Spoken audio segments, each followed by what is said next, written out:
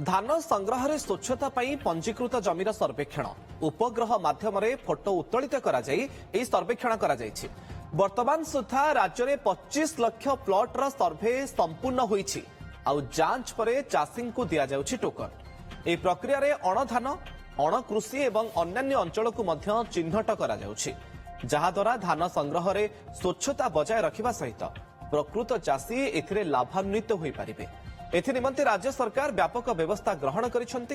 पंजीकृत कौनसी जमीर तथ्य रे त्रुटि परिलक्षित हेले ताहा समवाय समितिर उपनिबंधकंक पाखकु क्षेत्रीय स्तर रे जांच पई पठा जाय।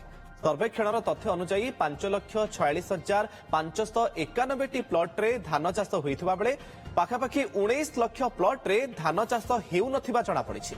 आ एथि सहित चलित खरीफ ऋतु रे अण धान जमी को धान चाष हेउथिबा प्लॉट भापे दर्शाइथिबा चाषी मानकु कारण दर्शाओ नोटिस जारी करने को समस्त उपनिर्देशक मानकु निर्देश दिया जाइछि।